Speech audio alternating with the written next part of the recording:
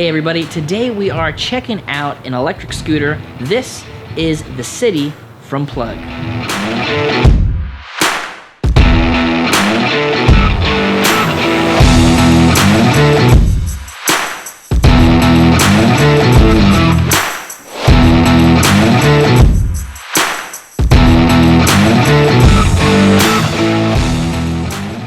We're going to break this review up into three different sections. Number one is going to be an overview where we talk about the different specifications, what parts come with the scooter, what parts we would like to see included on future models, things like that. The second part is going to be a ride test. We're going to take this thing out, give it the once over, take it through a couple different scenarios. We're also going to be riding it at night, and we are going to be seeing if we can get a little bit of air on this thing. Spoiler alert. And our third and final section is going to be my final thoughts on this scooter. Now, with most of the bikes that we've reviewed in the past, we usually get them for about a month or so, and I've had this scooter for about 4 months. So I've really gotten a chance to use it. I used it as my own personal commuter to places that were within that 2.5 mile range. And luckily for me, all of that is pretty much through a neighborhood or some really good bike paths and things like that. So I could hit up a gas station, I could take it to a CVS or a Walgreens. And I chose this over the 7 or 8 electric bikes I had in my garage at the time, mainly because it's so convenient. I was able to get speeds that were very comparable, and it's a lot of fun. And I'll go in depth a little bit more about my experience in the final thoughts section. First, let's talk about the specifications on the Plug City. Now, the first thing we're going to talk about is this motor. We've got this 500 watt rear motor. Now, we've seen some other scooters, similar price point, similar sizes with 250 watt motors, 350 watt motors. So getting a motor that's actually 500 watts here is an excellent upgrade in my opinion. The Plug City also comes with a 48 volt, 10 amp hour battery. Now, 48 volts is pretty standard for this size of scooter, and 10 amp hours is kind of right there in the middle. We've seen some scooters that have a little bit more, but having that 10 amp hour here is going to get us up to that 22-25 miles per charge. The Plug City is also capable of reaching speeds up to 24 miles per hour. Now, I believe on the website it's listed as 22, and I think that's a fair estimate. However, I was able to get 24, even 25 in some different scenarios. Now, if I had the wind coming straight towards me, I would see kind of those, 20, 21 as being my top speed. But if I had the wind to my back in a pretty decent grade, I was easily able to get 23, 24 miles per hour pretty constantly. Another thing that I always like to point out, especially when we're dealing with an electric scooter, is going to be the weight. So the weight on this one is 42.6 pounds, and we hand measured that here in the studio. And that is pretty standard across the scooters here. We've seen some that are a little bit lighter. We've seen some that are a little bit heavier. Just keep in mind we do have this 500 watt motor and this, fairly large battery. So that's going to kind of add to the weight there. The Plug City also comes with a front pneumatic or air-filled tire and an all-rubber tire in the rear. I really like the combination here because it really does give us the best of both worlds. The Plug City also folds. We have this folding mechanism right here at the front of the deck, and we are also able to fold up the handlebars just to save us a little bit of space when we're storing it. And when it's all folded up, it's going to be 7 by 36 by 14 inches. So it doesn't take up a whole lot of space. Definitely that 36-inch length overall is probably the biggest factor to consider when you're looking for storage for the scooter. Next, let's talk about how it feels to ride the scooter. There's a couple different ways that we can adjust it to suit our riding position or different rider heights. We got about 12 inches here on the adjustable handlebars. We can bring it up, we can bring it back down, just kind of fit it to where you enjoy riding a scooter. If you like riding a little bit higher, maybe chest height, or you like riding a little bit lower, maybe towards the hips. Personally, I'm kind of somewhere right in between there, maybe not quite level up to the chest, but definitely more towards the upper area there. The other 2 points of adjustment that we can make here are going to be with our screen and throttle, and it's going to be our brake here on the left-hand side. Now, the cool thing about that is when it's shipped to you, none of those are tightened down too much, which is something they do to keep them safe during shipping. So if something gets knocked, it just kind of moves a little bit. So when you get the scooter for the first time, you'll have to put those in the position that you like and tighten those down. Personally, I'm a big fan of that because it allows me to basically just have to position it and then tighten it down, whereas if I had something where it was already tightened, I'd have to untighten it, then position it, then tighten it down. And obviously that's a weird thing to complain about, but The next thing I want to point out is the deck space here. So usable deck space that we have, and that's basically not including the little bits that you can see above the folding mechanism and nothing here in the back when we get towards the springs. It's going to be 7 inches by 18 inches. So that's quite a lot of room to accommodate a bunch of different sizes of people, shoes, stances, things like that.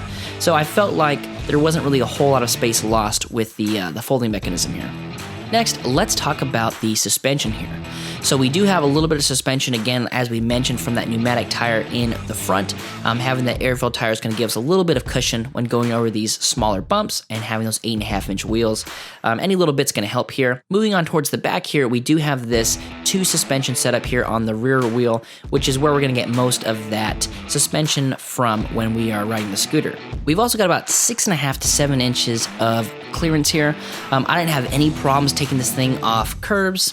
Some of those curbs were up to 5 to 6 inches, and as long as I was leaning back a little bit and just kind of going forward, was able to pop off of those pretty easily. And then even some of the more like culvert style curbs, I was able to just ride straight off of those without having to maneuver the scooter at all. I could just ride straight through, kind of let the front wheel hit the pavement when it wanted to. Next, let's talk about braking. We have got this drum brake here in the rear, and right out of the box, I felt like this thing was tuned really well. It stopped to the point where I felt like I could stop pretty much as fast as I could without going into a skid, and then if I really mashed it down, I was kind of able to get a little bit of a skid out of there. But I always felt like I had control, and I think that's one of the things that's really important with braking, is that I felt like I could kind of do what I needed to do with it without losing control or it kind of going one way or the other, either stopping too quick or not stopping fast enough. One of the other features that I thought they really poured a lot of attention into was the lights on this scooter.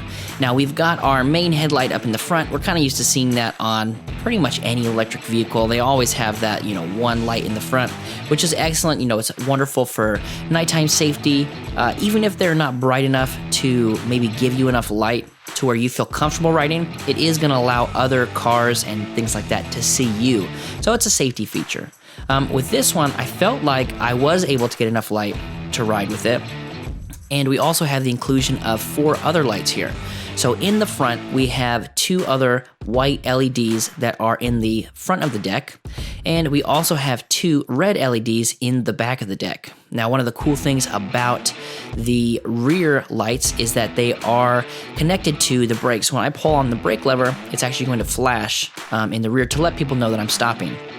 That is something I thought was super cool, especially if you are having some sort of daytime lights, or even if you're running this at night and you go to brake, they might not be able to tell if you're braking if the lights were kind of constant. So the fact that it is integrated in here and gives us that flashing, I thought was an excellent attention to detail here. Next, let's talk about the looks of this scooter. So right off the bat, we have the logo. So it's plug, and then the U is actually a plug. I thought that was pretty clever. And I think that this scooter as a whole comes together really well. So we have all of this red and black and a few little pops of white to it, and it looks like the whole thing was designed with the outcome in mind. We've seen some scooters or even bikes where everything looks really cool and there's just like one orange part or one green part or something that's just kind of not right, and so it looks like they took the time to get the parts that they needed that were going to look finished. Like, it looks like a finished product at the end. So I really liked that. I had people, every couple times I would take this out to the gas station or CVS, they'd stop me and they go, "Hey, that's a cool looking scooter. What is it? What are some of the specs of it?" So I feel like it does have that attention grabbing capability. And even if that's, not what you're looking for, it is cool that you would look at that something, whether it's parked in your garage or folded up in your living room and go like, "Man, that looks pretty cool." So that's not the reason to buy a scooter. That's not the reason to buy this scooter. But it's just a nice little bonus that, this vehicle that you're purchasing, it looks pretty cool. So we've talked about what components come with this scooter. We've also talked about the looks, the feel, and now it's time to kind of get in there and head out for a ride test. So right at the bat, we took this thing a little bit off-road, kind of a hard-packed dirt area, some little bumps here and there, places where the water would wash it out. And it was very smooth for the most part. Obviously, we've got the GoPro here, and we've got stabilization turned on. So there's some of that, bumps and stuff that probably doesn't come across, and you assume it's, being hidden from the technology of it all. But in reality, the actual ride itself was fairly smooth. It was fun. And this is comparing it to other scooters, right? We're not comparing this to a bike with 26-inch tires where I might not have felt any of these bumps. But with this scooter, 8.5-inch tires, it really was a smooth ride. I felt, loose, just kind of like cruising along on this thing, not a whole lot of abruptness. And then we end up getting to this section where we have got this like really, really, really new paved walking trails around here where I live. And it was just flying. I mean, it went up to 24 miles an hour very quickly and just stayed there. And it got to the point, especially after having this for a few months, where 24 miles an hour just doesn't feel very fast anymore. I don't know if anybody's had that experience where you hop on maybe an electric vehicle for the first time and it's going so quick for the amount of effort that you're putting into it. An electric bike, for example, you're pedaling, 1, 2, 3, and you're going 36 miles an hour. That's crazy. With a scooter, obviously, it's even less. I mean, I'm just, squeezing down on the throttle a little bit, and I'm going 24 miles an hour. And I remember cruising down there on this particular trip and just thinking to myself, like, 24 miles an hour does not feel very fast anymore. Now, a couple of reasons why that is the ride is very smooth. Again, super smooth paved roads that I was on. Not a place to test out the suspension on this scooter whatsoever, but it was just super smooth. It was very quiet. I can't hear the scooter over the wind, even if the wind's at my back. Next, we stumbled upon a BMX mountain bike trail combination here off of these walking trails, and so I thought, what better way to test out this scooter than to get some air, than to fly off some of these jumps. And there's a few mountain bikers out there that thought that was really cool, and so a couple of them stopped to watch. Not bragging, but I did it. Okay, I did it. Obviously, this is something you wouldn't do on an electric scooter. Definitely not, something around this price range, something that's built for, it's called the Plug City, right? This isn't the Plug mountain bike air getting thing, mainly because, that would be a horrible branding decision on Plug's part, but not recommended. This is a review, so we're just testing it out. Like, can it do it? Yes. Was it fun? For sure. But even on some of the other smaller places, I was able to get air, jumping off of curbs, hitting different, kind of the on-ramps onto like different sidewalks and places like that. So you can get air on this. It's not out of the question. Probably not designed for that, as I mentioned. But if you wanted to mess around and, hop a little bit here, hop a little bit there, and hit a BMX ramp every once in a while, you can do that with the scooter, which I thought was really cool. So it held up well. Even after, I think I took this jump like 4 or 5 times, didn't see any damage or anything like that. Everything ran smooth, just like it was supposed to. Took me all the way home, 24 miles an hour on those paved roads, like a champ. So we've mentioned riding at night a few times. So what I'm going to do here is we're going to take it outside and we're going to do a little bit of night riding. Now, we've got the lights on, we're cruising around this neighborhood, and in the beginning here, we've got, street lamps. We live in a pretty well-lit neighborhood for the most part. And towards the end of the cul-de-sac, we're going to get back on that dirt path from before. Now, out here, there was no lights, right? So this is behind people's houses. It's next to a little stream, little runoff kind of area. So there's no real lighting back here. So we're really able to see just what the light is going to be able to do all by itself. And surprisingly, I was even still going, 22, 23 miles an hour back here at night, and I felt fairly comfortable. I would probably want a brighter light if I was legitimately going to be going into some of these like very dark areas and still wanted to go that fast. But if I was on a street, even if it were even if it was a dark street, I still sort of have the ambient lighting from the houses and stuff. And I did that a bunch of times, and I didn't feel at any point when I was doing that I needed more light. But if I was going, back here, kind of off-roading a little bit, in the dark, I may want to look at, a brighter light, something that's maybe adjustable so I can adjust it so the light will go a little bit further away. Because you can see the light is like pretty much just on that front, 15 to 20 feet. And I wanted to test what it looked like as something was getting closer. Like, where do we start picking up the light? So I went away from the scooter and then I just ran towards the scooter, as you can see here, just to kind of see where the light was going to start picking me up and where I felt it became safe, or what, trying to figure out what my ranges were and basically gauge how fast you wanted to go in certain situations. So, I mean, for example, it's got 3 modes, right? The scooter does. So you got, first mode, second mode, third mode. Generally, I ride around in third mode all the time because I enjoy having the full gambit of the power here with the throttle. But if you were in a situation where you're like, hey, I want to go a little bit slower, you can do that. You put it in mode 1, you put it in mode 2. It's all fairly simple, and just it's easy to get something that's really comfortable for you. And that's going to conclude the night riding portion of the review. So I'm going to throw it back to myself, and we're going to talk about some final thoughts. And last but not least, my final thoughts. That's what I just said. So I'd mentioned earlier that I've had this scooter a lot longer than I've had some of the bikes, and so I was really able to test it out in a bunch of different areas, become very familiar with it. Some of the things that I really liked about it, some of the things that I think could be improved, and I just like to share some of those experiences with you guys now. First and foremost, I would like to talk about the riding experience. So I really like that we've got these ergonomic handles. I really like that we have this very simple trigger throttle. And then when it comes to the comfort, we have the shocks in the back, and we also have this cool scenario where we've got a pneumatic tire up front, and we've also got the all-rubber tire in the back.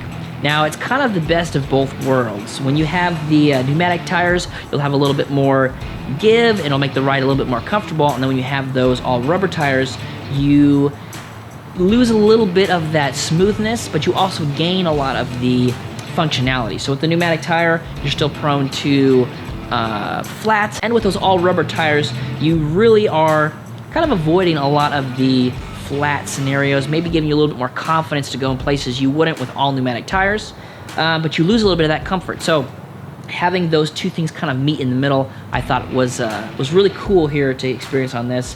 And that in combination with those shocks in the back makes this ride very smooth. I also really like the lights. There are pretty much lights everywhere. We've got 2 lights in the front on the deck, 2 lights in the back on the deck, and then we've got that one main headlight that's just in front of our front tire there.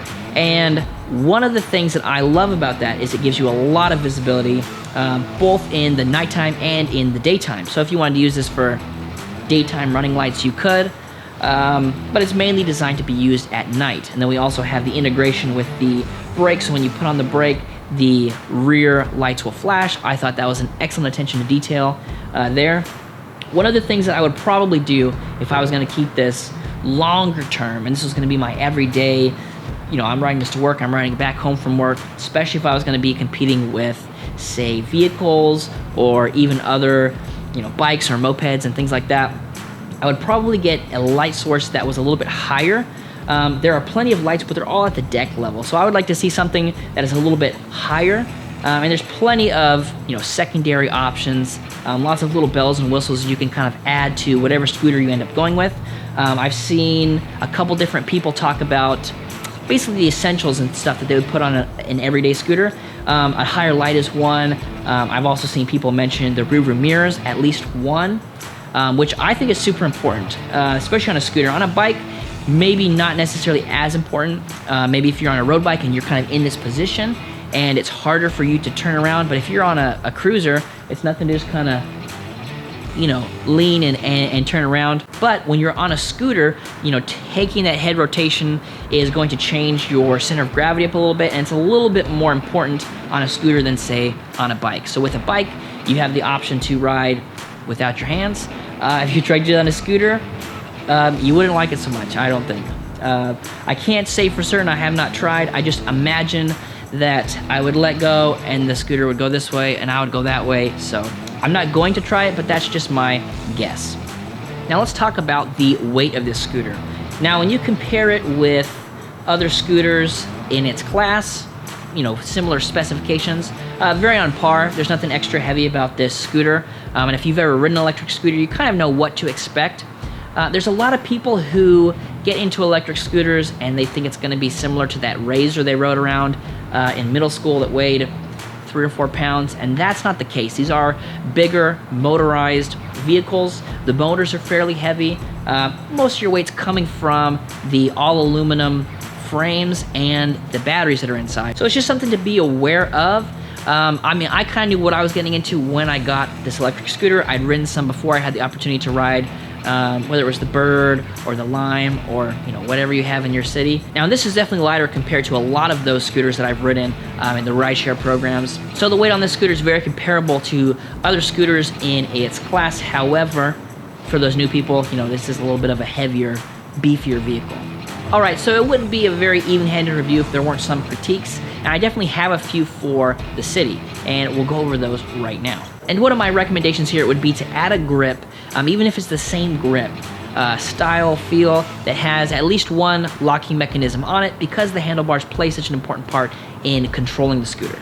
My next critique would be going back to the light situation. We talked about bringing a light source up to the handlebars to kind of give you some more visibility. Again, that's something you could find, you know, third party. However, if Plug went ahead and decided to include something like that, I feel like that'd be an excellent bonus and a wonderful safety feature to include with the scooter, so you can pull it out, even if it is something you attach yourself or you set up yourself. I would just like to see that be able to, as you know, my very first ride, I've got all the safety features that I could want included there. I don't have too many critiques on the scooter in general. I feel like at that price point, what you get with the scooter and how it functions is very comparable, if not better, than a lot of the competitors that you see at this price point. All right, guys, that is going to do it for our review of the Plug City. Now, if you want to know more, you can head to Plug's website. I'll have a link down to that below. And if you want to know all the specifications, we've got those in the video description. And if you guys have any other questions, please let me know down in the comments. I love talking to you guys, and we'll catch you on the next one.